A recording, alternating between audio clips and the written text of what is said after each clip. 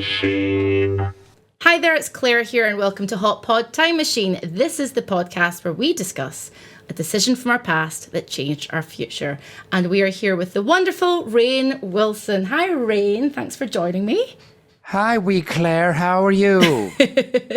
You didn't do like a Shrek quote at me, which is what most Americans tend to do when they speak to me. It's really strange. It's just a strange thing. So thank you. Yeah, it is really too bad that it's pretty much only Shrek and Braveheart that are American cultural touchstones for a Scottish accent. We're just going to get straight into it and then just start chatting. What is a decision from your past that changed your future? Because there are so many big and small ones we make every day. So what do you want to talk about? It's so true, and it's such a great way to launch a podcast.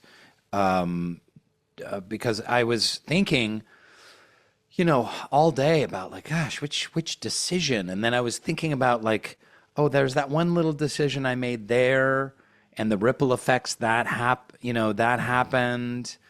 And I know I wrote a note to my now wife on a napkin and gave it to a guy that was visiting New York. I was living in New York. She was back in Seattle.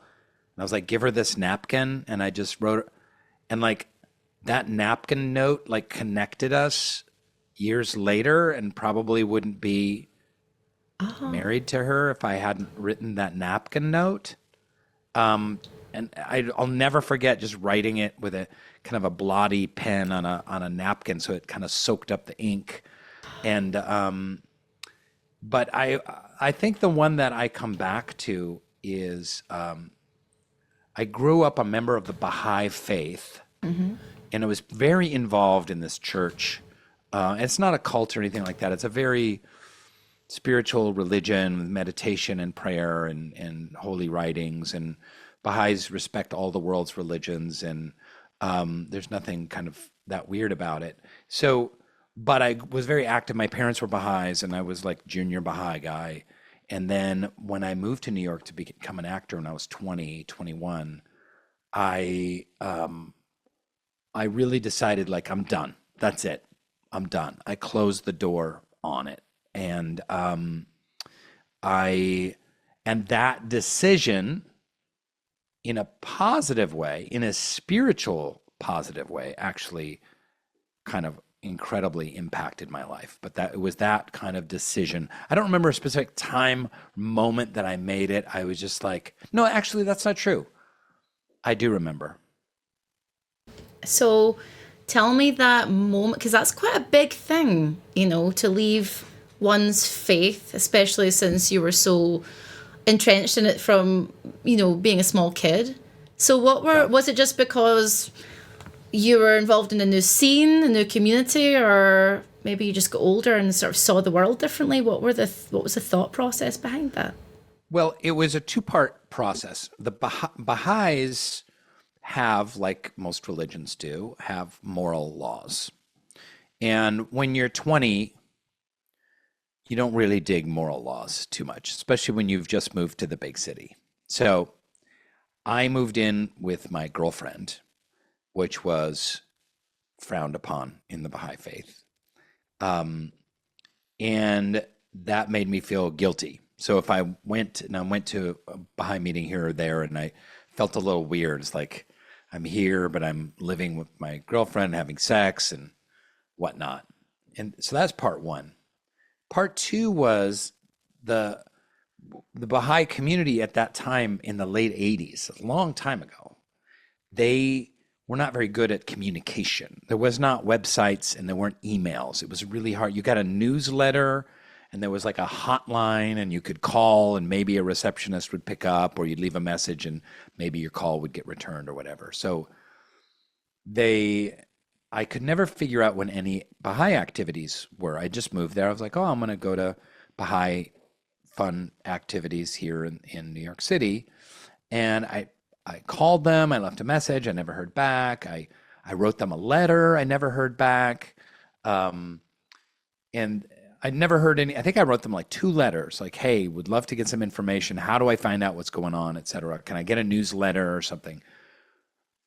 Didn't hear anything. And then about 3 or 4 months after that, I got a letter saying that I was appointed to the youth committee of the community, which is like in charge of like gathering all the teenagers and trying to come up with activities. And, oh, we're going to have a bowling night, or we're going to have a meditation class, or we're going to do a service project or whatever. And they said, you're in charge of it. And can you organize the meeting for the youth? And they gave me a name. Here's who else is on the committee. I'm like, okay. So I'm calling these people. People barely had answering machines back then. And there were some people had answering machines, some didn't. It was hard to get a hold of these people. Finally, I kind of zeroed in on time. I'm like, okay, it's going to be Friday night, in 2 weeks, and we're going to meet at NYU where I'm going to school, and we'll meet. Here's a good place to meet. And so we got it all situated, and I was in the middle of acting school, and then kind of put everything aside, and then waited there, and no one showed up. And that's when that really was the time when in my head I was like, okay, I'm done. I don't have time for this shit. I can't figure out when activities are. I can't coordinate activities, and especially if no one's going to come. And then plus my feelings of like, I wish I could say that it was a more profound story. Like I woke up at dawn and I was sitting on the top of a tree, and a bird spoke to me. I was going to say a bird. Realized, yeah. But I don't. That's not what it went. It just was like disappointment in other humans. So I was like, okay, I'm done. And then that swiftly thereafter, in the following weeks or months, kind of led to me kind of going, why am I a Baha'i? I don't need to be a Baha'i. I don't want God in my life. I don't need morality in my life. I don't want to feel guilty about stuff. I'm done. That's it. I think I'm gonna just be an atheist now. Mm-hmm. And I was gone at that point. So I'm interested. I've got many questions around this, actually. I was never brought up in a religious household, but my mother was Catholic and then left Catholicism, but has now gone back to praying to God and being spiritual again. I feel spiritual, but I don't think I'm religious. I don't feel religious. So I can only imagine, did it feel like, not a breakup, but did you feel free? Was there a sense of freedom? Because something that's so ingrained in your life, where you've, your moral standpoints, and that's your moral backbone, did it feel good? Did you feel happy? Yeah, I mean, I think at first I did feel free, because I think that, listen, religion is a really tricky subject, and it gets a really bad rap for a very good reason. Religions cause wars, they can be judgmental and kind of moralistic in the wrong ways, and hate gays and tell people that they're going to hell, and just terrible, terrible stuff. And people left being in religions for a very good reason.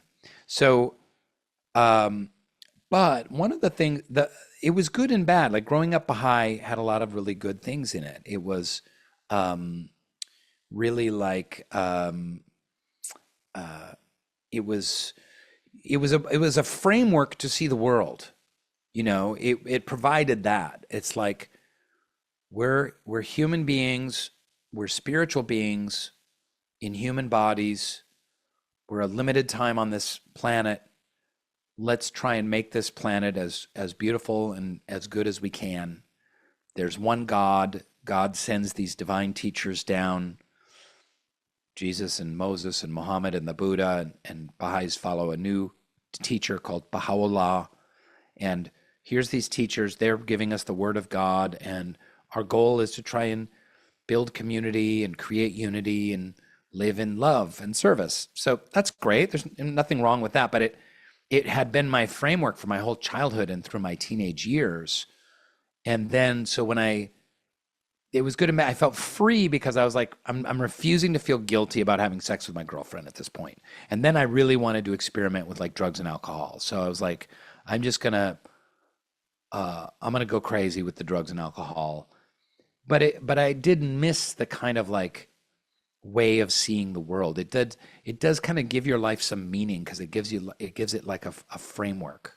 Oh yeah, I 100%. I mean, even though I didn't grow up in a religious household, the framework that I use now, I don't I wouldn't say that I live my life by these things, but astrology gives me some comfort, and tarot gives me a bit of comfort, and manifestation and thinking of the universe in a certain way. I kind of have created my own framework by reading a lot and expanding my mind in those areas. So I'm interested to know how did you create a framework in your 20s? Then you've let that go.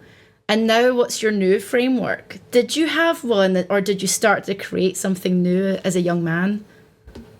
Well, what happened when I look back on my life in my 20s is, the Baha'i framework for living, like, oh, we're souls, we're developing the capacity of our souls in this life.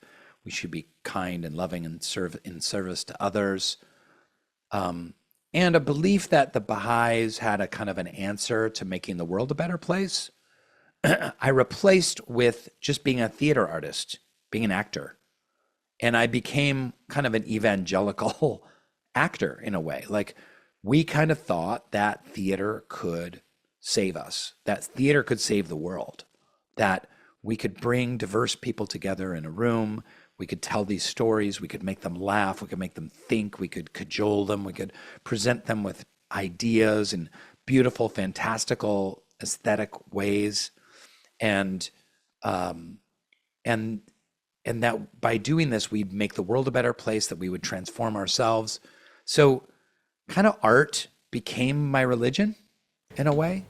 Which is, I guess, handy, because then you're pouring all of your passion into characters and community and building your life around theatre. Do you think that then coincidentally made you a better actor and better understand what it was to be an actor, I guess? I think that I don't know about being an actor, although I will say that if you have a kind of missionary zeal, again with the religious connotation, if you have a missionary zeal to make the world a better place, that you can do more.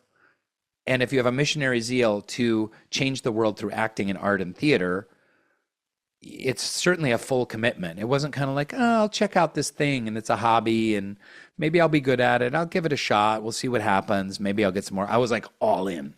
I was all in. So in that sense, as theater artists, we really did want to change the world and think we could change the world with storytelling in the theater. And so I think that's a positive. And I think that it ultimately really did help me. Yeah. And I think I see that when I do so many of these conventions, or have done in the last few years or so.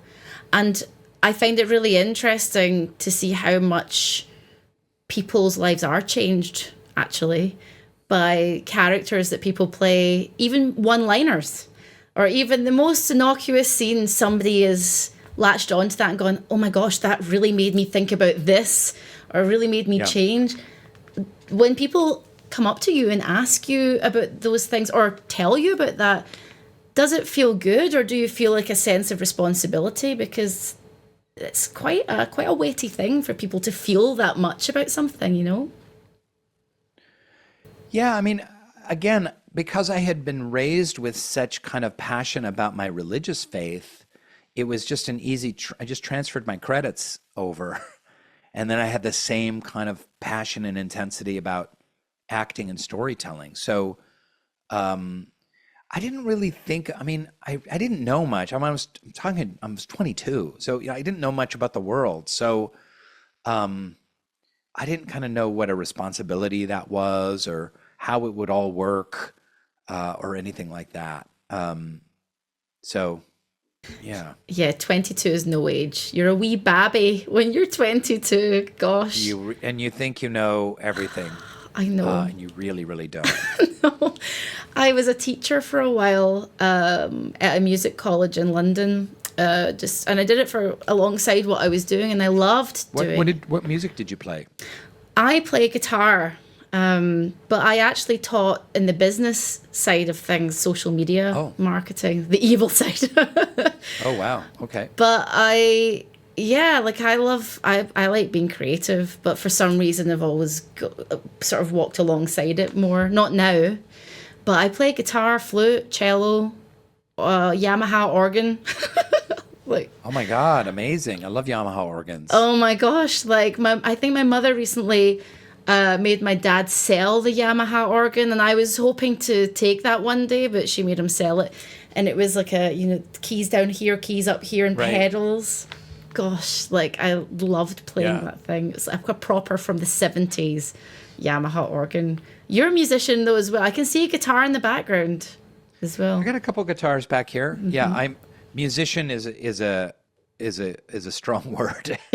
I would say I'm a campfire guitar player. So yes. Just open chords, sing along with songs I like. I can't really play any lead. I don't know scales and stuff like that. And I play some drums. And I grew up playing the bassoon. So that could have been another choice. I mean, one of the choices I was thinking about, I got a bassoon scholarship to the University of Indiana Music School.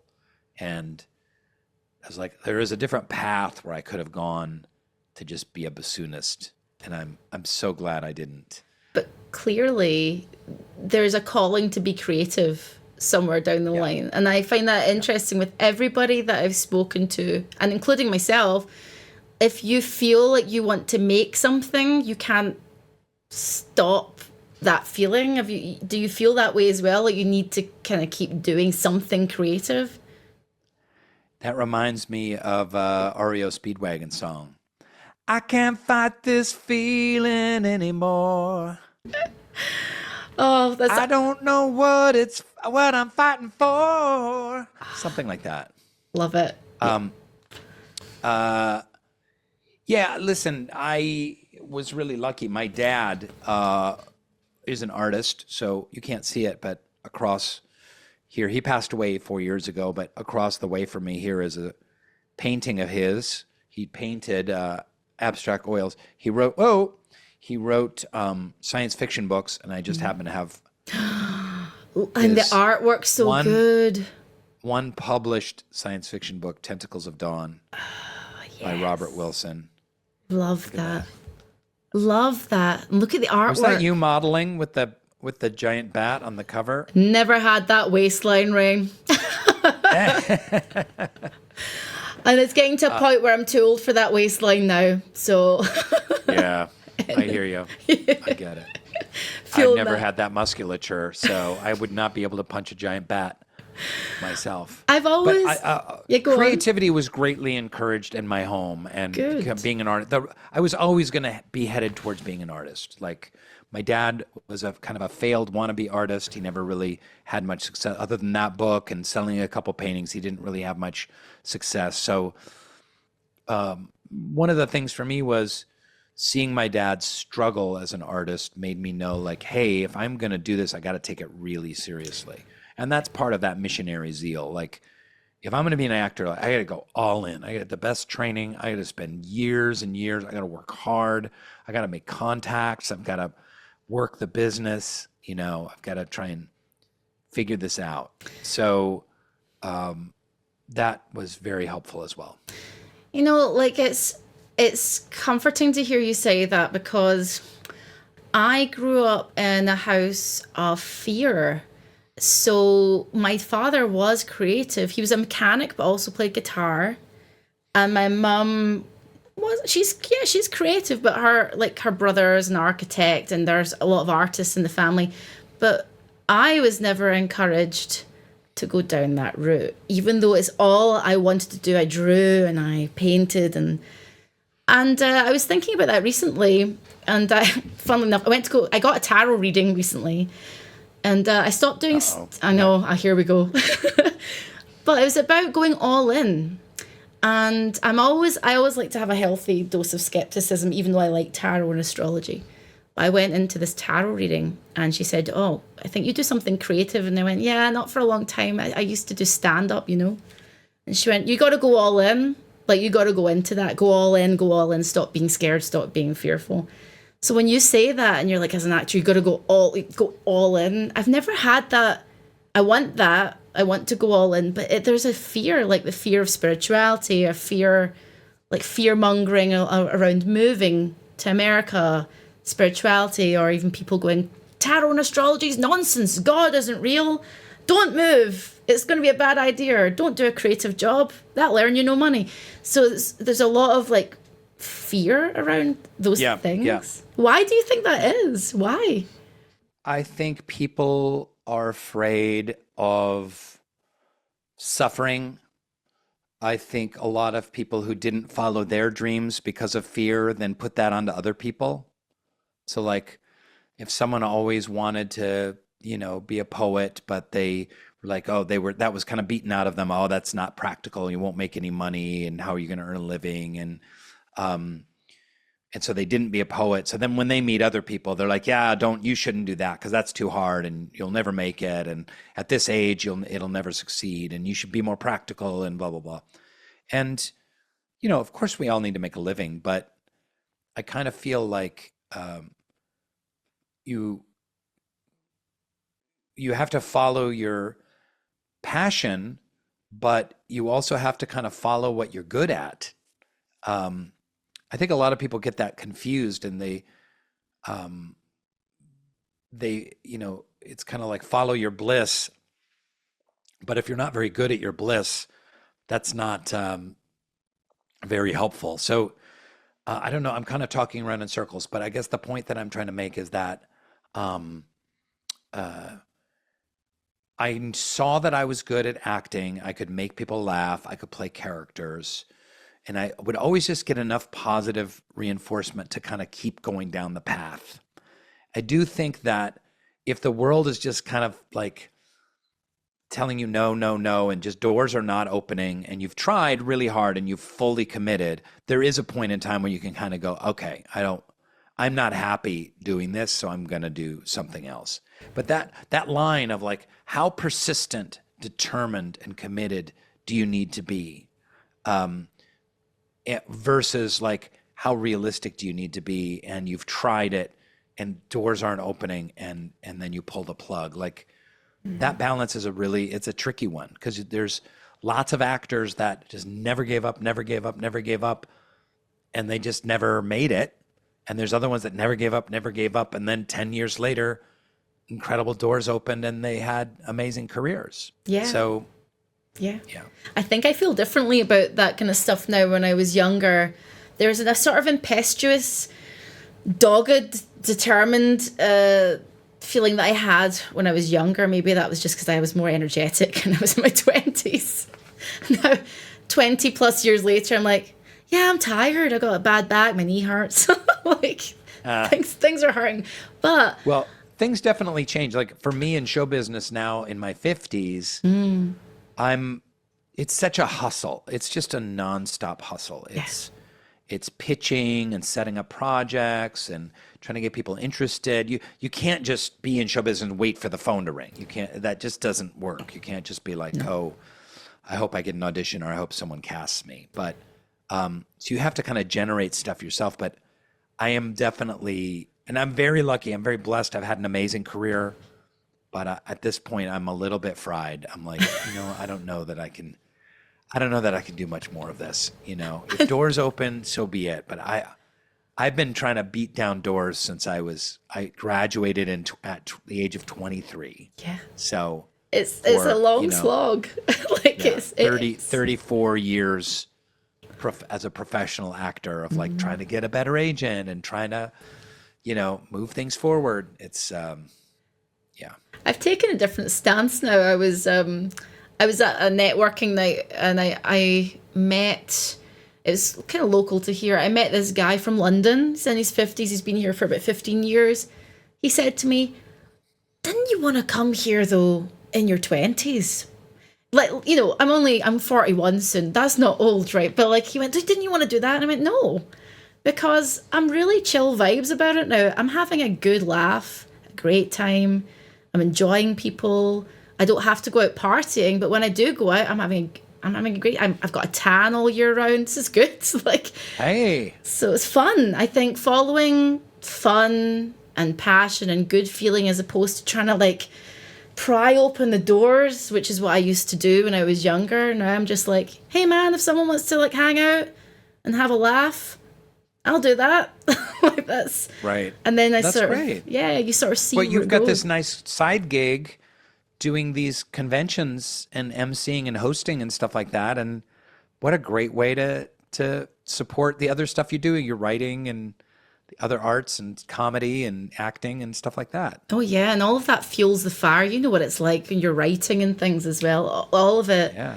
so the people that you meet along the road. But find the conventions interesting. Sometimes I sit on a stage, and of course I'm active listening to my interviewee. I have to, of course. But do you ever get that feeling when you're sitting on a stage and I'm looking out at people and I'm genuinely looking, really staring at them? They're so happy, so joyful, like, and it just energizes me. Do you ever get that feeling when you hone in, see people in the audience? Well, that's why the conventions, I have kind of a love-hate relationship with them because, you know, the hate is, it's, it's very lucrative, but it's hard work because I want to give everyone like a moment of meeting me, greet them, say their name, shake their hand, like I want to connect. But you do that for 8 hours in a row. It's exhausting. Um, and so that's challenging. But boy, you're absolutely right. Like the joy, real fans of The Office or sci-fi fans, Star Trek fans, whatever it is, um, these shows have meant so much to them over the years and have helped them out of crises, out of mental health issues, out of depressions. It's given them hope. It's sparked ideas. Like it's being a part of that. I just feel so blessed to just be in that storm, to feel that and to support that. 100%. It's a wonderful feeling. I kind of feel like that when I'm doing stand up, even if there's just one person laughing and everyone Yeah. else might be silent. I love looking at that one person and thinking you've got a weird messed up brain like me. Yeah, I get it. Like and they're like, ah. Yeah. I love that moment of connection with people. It makes everything you do worthwhile, otherwise who are we? We're Yeah. humans. But I wanted to go back to the spirituality because Yeah, I have more of that story. yes, I'm sorry, my brain, I get sidetracked, please. No, it's good. I love Yeah. it. I love it. I've got like So what was interesting to me is so I tried kind of life as an atheist for a long time. And then that just didn't make sense to me. Like it just in my bones, I really, really tried. But like, wait, why is there all this stuff? It's like, well, we don't know. There just is all this stuff. Yeah, but why? There's no why. It just appeared. What do you mean it just appeared? Like, really? Like, yeah, there was an explosion and there was just stuff, and then there was energy and matter and there's stuff, and then I'm like, well, okay, but why did the stuff form galaxies? Well, that's just how physics works and chemistry, and that's just how it works. Yeah, but then why were there planets made, and why did the planets get life? Well, it's just what happens, But where did life come from? Why? I understand. Okay, so there's stuff, there's helium and oxygen and elements and even molecules, and they form into suns and then solar systems. But then where do little germs come from? Where do paramecium and amoebas and all the little critters come from? Like, well, they were hit by a meteor. It's like, well, that doesn't make any sense. Like, these are like ever increasingly complex life forms springing up from like diabolical oceans. What's that about? Like, well, we don't know, but someday science will have an answer for it. It was like, well, it just didn't a universe without some kind of like motor, without some kind of like undefinable engine beyond what's immediately tangible, just didn't make sense to me. It does to other people. I get it. I respect that. Some people listening right now are like, I totally get it. There's just stuff, and we are kind of next to monkeys, and we just have a little bit increased consciousness. And like consciousness, why do we have consciousness? Why are we able to cry? Why do we write poetry? Why do we make operas? Why do we wonder what happens when we die? Why do we have longing? Like, none of these things help us genetically to perpetuate the species. So why did we have these big heads? And, you know, why is there Radiohead? You know, like what? So then I kind of, that started, and then I started having some addiction issues with drugs and alcohol, and I was very unhappy. I had a lot of anxiety, mental health issues.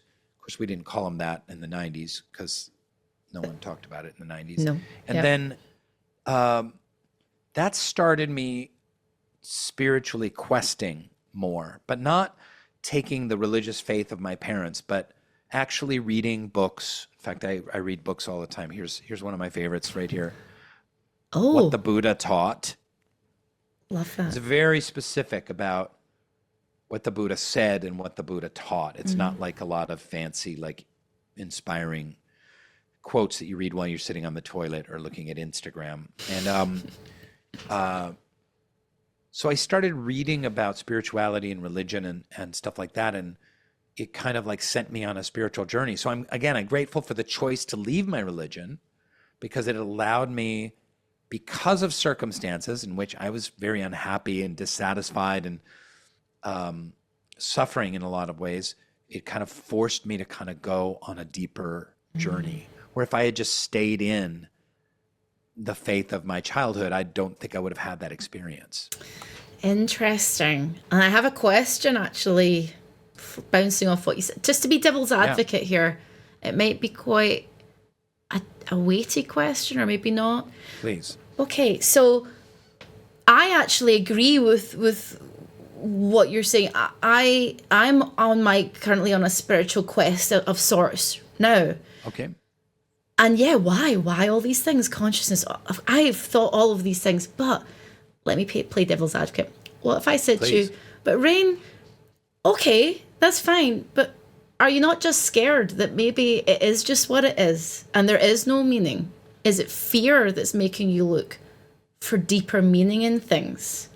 So there's that fear theme again you're bringing up. I think that there is kind of a cliche and sometimes a contemptuous judgment of like all people who are religious are afraid of the reality of the world. It's a cold, hard, dark, crazy world, and they need to have like Big Daddy God to protect them and say prayers to. And there's a kind of a cliche of like a little Catholic woman clutching her catechism and saying, "Oh, Jesus, please save my soul." And my experience was I did not feel fear. I just felt disconnect. It didn't work for me to think of the world as just stuff and molecules that just formed for some unknown reason and got ever more complicated and ever more complicated. I mean, aren't things, by according to the second law of thermodynamics, things are supposed to fall apart, not get more kind of ever more complex? Mm-hmm. So yeah, that was my deal. I like that you've said that because, again, I think I don't feel fear. I like the fact that you said disconnected. You felt disconnected. And I think that's kind of what I'm going through now. I don't live my life by the things that I mentioned earlier, tarot, astrology, whatever. And I read a lot of philosophers, and I like psychology, and of course science and religion can coexist. They're not mutually exclusive. But yeah, I think finding connection, feeling disconnected, isn't that what we want as humans? To be connected to one another. Even the most introverted friends that I have, they like the company of other people sometimes. They want to be connected. But I don't understand that it's the finger pointing, like, oh God, why are you into that? Why do you like that? And that, I think that closed-mindedness really bothers me. I think it's that I don't like that. No one's being unkind. You can have your religion, have your tarot cards, have your philosophers, but just be kind to one another and connect, Yeah. So I don't know why people have a real problem. Why do you think people have that problem with certain things? Because I have encountered folks that have turned their nose up at some of my ideas and my own inner moralities and philosophies, I guess. Well, I think it's an easy fallback position to be judgmental. I think it's much harder to be kind of open-hearted and accepting. A lot of times when people are kids and they're open-hearted and accepting, they get shamed for it and get it kind of beaten out of them, or they get mocked for it. So being a little jaded, turning up your nose, being a little judgmental, rolling your eyes at something you don't agree with or understand or see as some kind of foible, it's just an easier fallback position. But you're from the UK, and my experience in Europe is that there has been so much religious trauma for centuries, not just decades, centuries, wars. I mean, the earth of Northern Europe is just stained with the blood of Protestants and Visigoths and Catholics and Jews and all in the name of like a loving God. And then there's judgment and shame, and masturbation is going to turn you blind, and if you're gay you're going to hell, and there's just centuries of that. So I think for a lot of people, they're just like, ugh, they hear anything around that, they just don't want any. It's kind of just a knee-jerk reaction. They don't want anything. That's less so in the United States, although it does happen, but more so in Europe and the UK. So, and I imagine, I don't know how that goes for astrology and tarot, but I imagine it's a similar thing. It's kind of like, can we just agree on what science can ascertain and just like let that be enough and not believe in any claptrap outside of what can be proven in a scientific experiment? Oh yeah, I think especially when you start getting, I bring these everywhere, and when the looks that I get, I think it's fun because what I think things that we're interested in, philosophies and spiritual endeavors, what that does is open up conversation like we're talking about right now. And then you can have all sorts of fun conversations. I did a tarot reading for my friend recently. I went up to Santa Barbara and he went, yeah, like I'm thinking about doing a floristry business, but I don't know. I'm scared. I've got this good job. So we did the tarot reading, but then we ended up talking about so many different things about being in our 40s and changing our careers and fear and insecurity and creativity. And it was lovely. And again, it's connection. So that's how I see those things. But my God, you're right about Europe. I come from Glasgow, which is a very contentious place religiously.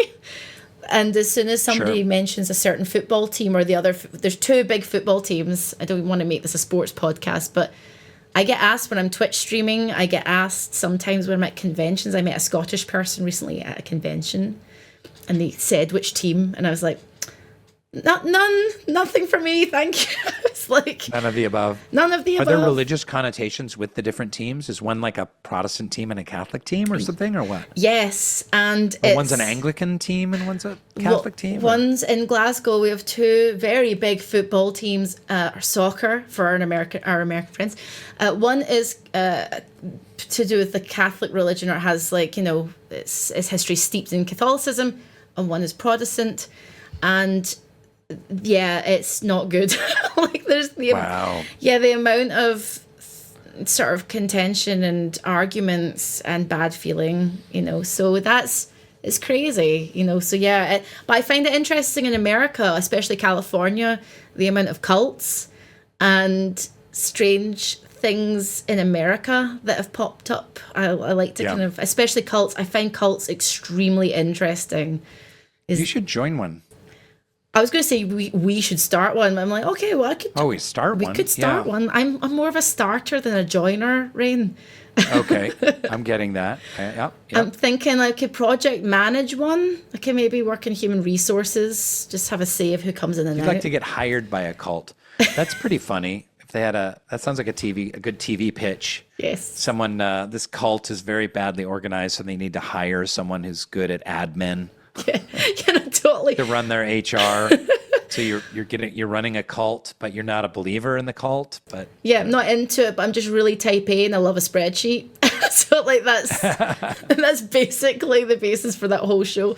But yeah, like it's I find it interesting how we think about things like that in Europe versus the US. But I wanted to come back to you now because you've come full circle and you talk a lot about spirituality. It's clearly a big part of your life. How do you feel now as a spiritual person versus back when you were younger? Do you think you've not got it right or know everything, but how do you just feel now, I guess? well, I've gone through a lot of ups and downs, and I've had a lot of struggles. So I don't think that being religious or being spiritual like gives you like any instant solutions or relieves the kind of quiet agony of just being alive. But I do feel that I have some clarity that really helps me. And I really love this idea that I quote it often, as from Father Teilhard de Chardin, this Catholic kind of mystic philosopher, who said, we are not human beings having a spiritual experience. We are spiritual beings having a human experience. And for me, that really resonates. Like, I'm a spiritual being. I came into this physical plane. For whatever reason, I'm attached to, associated with, inside of, around this weird, fleshy, pale Pacific Northwest body. And I get 80 or 90 or 100 years inside of it or associated with it. And then the body falls away, and then my journey continues and into a different plane, whatever that is. And this is for everyone. It doesn't, you don't have to be a Baha'i or Catholic or Buddhist or Muslim or whatever. This is the journey we're all on. So all of these different religious faiths, they're just kind of pointing ultimately in the same direction towards truth and beauty and love and harmony. And like you said, connection, like connecting not only us to ourselves, like, oh, I'm connected with my friends or I'm connected with my family over Thanksgiving dinner, but connecting us with the universe, connecting us with nature. Most of religious belief was all about nature. In the first 100,000 years of humanity, it was all about the gods are in nature, meanings in nature, life and death are in nature, the cycles of the seasons are in nature, and then to God or the whatever creator, creative, divine forces out there, that connection is valuable as well. So I have increased connection.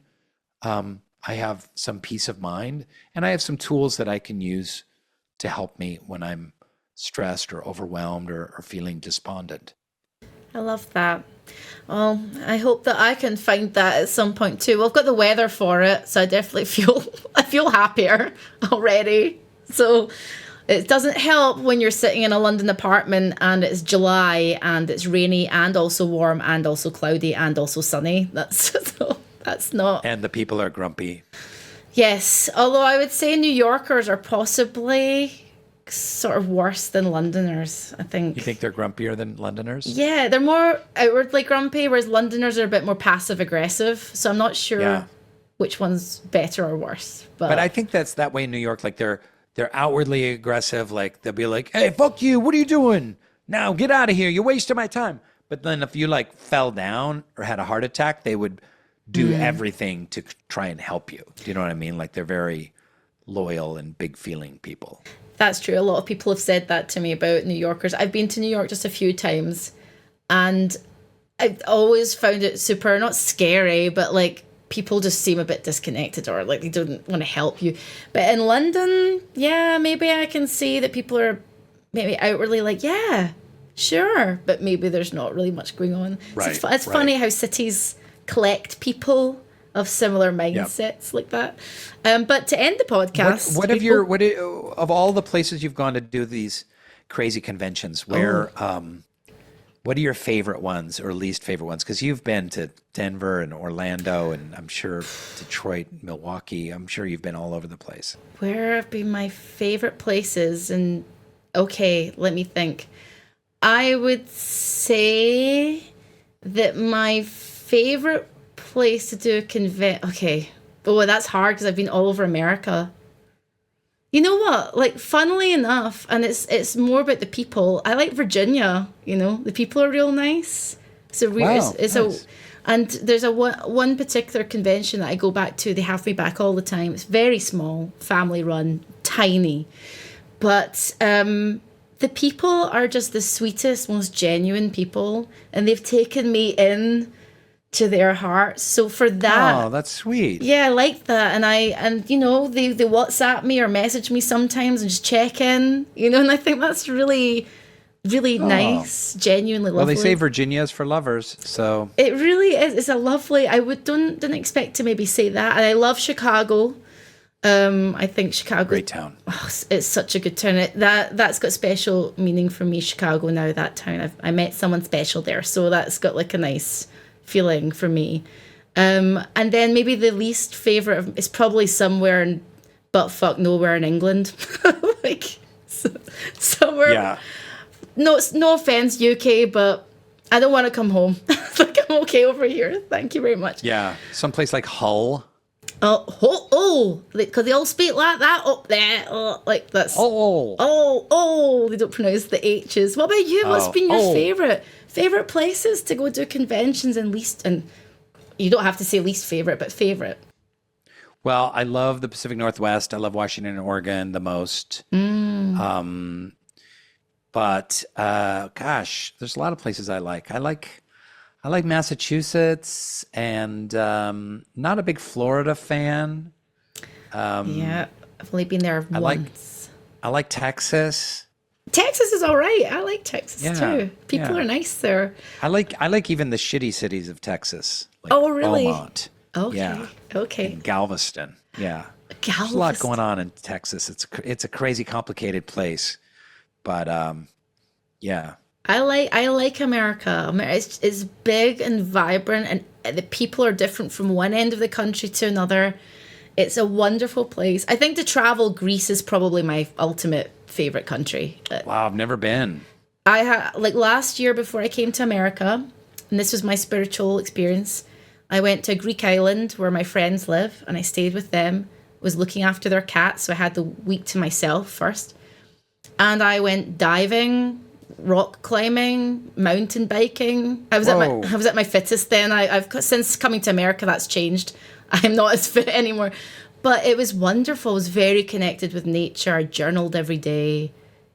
I would highly recommend going to a Greek island and just turning everything off. It's wonderful. Wow, that sounds so cool. It is I'm wonderful. definitely going to do that. Please do. But to end the podcast, because we have to end it here. Yes, ma'am. Now, at the end of the podcast, I always ask a guest for a tip for the next guest, like a life tip or a silly tip. Now, the last guest from the previous episode, his name's Rob Wheathoff. He's a great voice actor in a game called Red Dead Redemption. I love that game. So he is a great actor and he's a wonderful human. This is a good segue on from the travel. He said, travel as much as you can. Go talk to someone who's different than you. That was his Oh, that's good. advice. So I I don't wish know. I had thought of that. I Yeah. don't know who's going to be on the next podcast yet. I have a few Yeah. options, but we don't know. So not knowing that, what would you say? Take some time every day, even for 5 minutes, to deeply ponder something beautiful in nature. Oh, I love that. That's So wonderful. just have curiosity and wonder and just witness a flower, a tree, a branch, a hummingbird, a caterpillar, a plant, It's hard to do in the San Fernando Valley, Claire, but it is possible. It is possible. I can like maybe witness my cat dying of the heat. Like maybe that's Watch your cat take his last breath. Well, let me ask you this then. What did you witness today that you would consider to be kind of wonderful? I watched the mist. There was kind of a misty morning out here where I live, out in Ventura County. And I watched the mist in the leaves of the trees this morning. That's wonderful. Yeah. I've done nothing. Do you know what? You've inspired me to stare at a tree after this. That's what I'm going to do. Just go, just 5 minutes. Just watch how the leaves move. Yeah, just going to watch the leaves, I think, and then go for my boxing class. So from that to Oh, nice. Thank you very much, Rainn. Claire, It's been thank you. Wonderful. Do you want to point anyone in the direction of your podcast, which is really good, or anything like that? Go for it. Yeah, I wrote this book, Soul Boom. I talk about some of these ideas, and I have a podcast called Soul Boom. You can find it if you want. Or you can watch me in various movies and TV shows. Yeah, thanks. Thank you, Rainn. Everybody that's been watching, I've been Claire. This has been Rainn. This is Hot Pod Time Machine. See you soon. Bye. Hot Pod Time Machine.